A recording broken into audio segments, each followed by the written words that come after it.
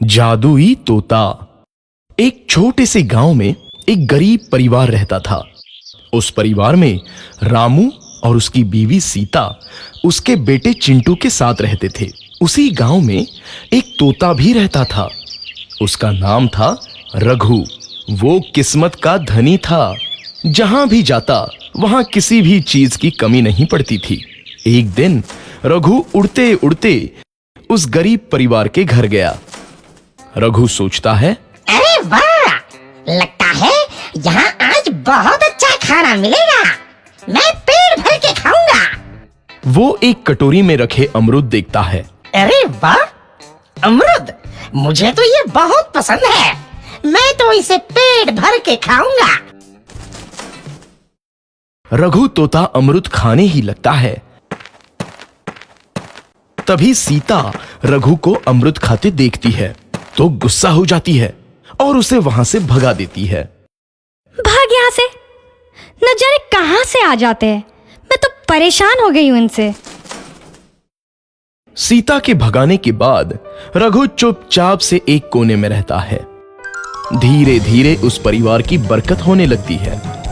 एक दिन रामू और सीता खाना खाते वक्त बातें करते हैं। आजकल हमारी बहुत तरक्की हो रही है, काम भी अच्छा चल रहा है। रामू कहता है। इस पर सीता कहती है, सच कहा, भगवान हमेशा ऐसे ही हम पर मेहरबान रहे। बेटा चिंटू भी कहता है, पिताजी, मुझे खिलौना लेके दो ना, मेरे सभी दोस्तों के पास है। रामू कहता है, ठीक है, जरूर लाऊंगा।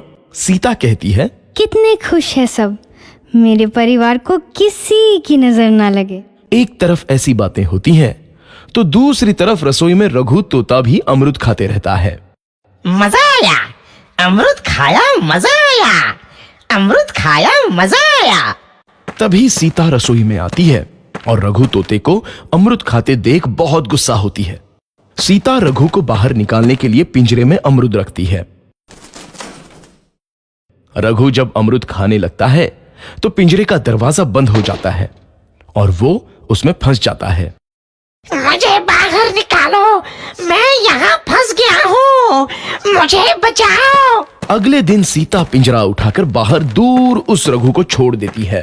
रघु के जाते ही उनके घर आई बरकत धीरे धीरे कम हो जाती है। उन्हें बहुत घाटा होता है। सीता कहती है, ये क्या हो रहा है, अचानक इतना कैसे बदल गया? अभी तक तो सब कुछ अच्छा चल रहा था।